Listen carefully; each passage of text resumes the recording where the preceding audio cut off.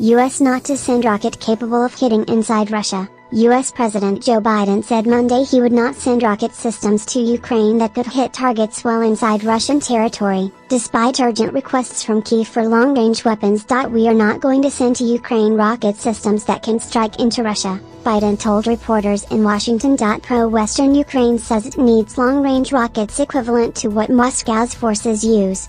Kyiv has asked the United States for mobile batteries of long-range rockets, the M270 mlrs and the M142 HIMARS, which can launch multiple rockets at the same time with a range of up to 187 miles, 8 times or more the distance of artillery in the field.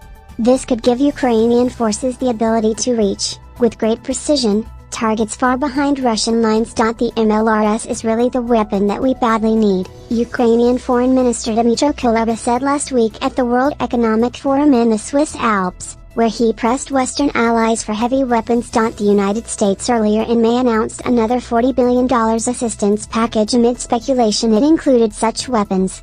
Republican Senator Lindsey Graham said Monday that the Biden administration's decision not to send these weapons is a betrayal of Ukraine and democracy itself.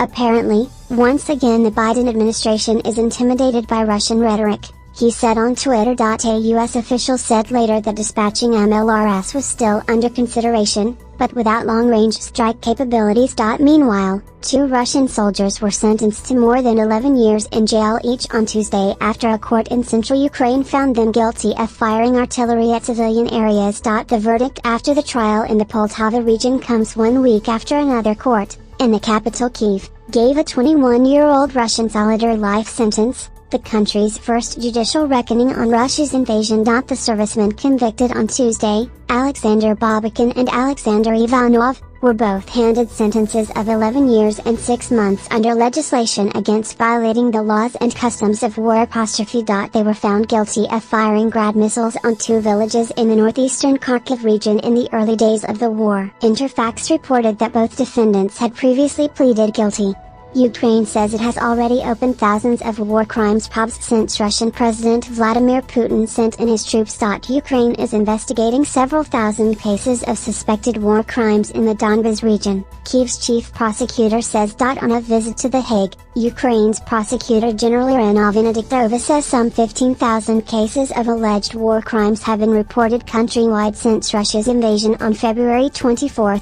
On the war front, Russian forces seized control of half of the eastern Ukraine city of Severodonetsk, a senior official says. Unfortunately, the front line divides the city in half.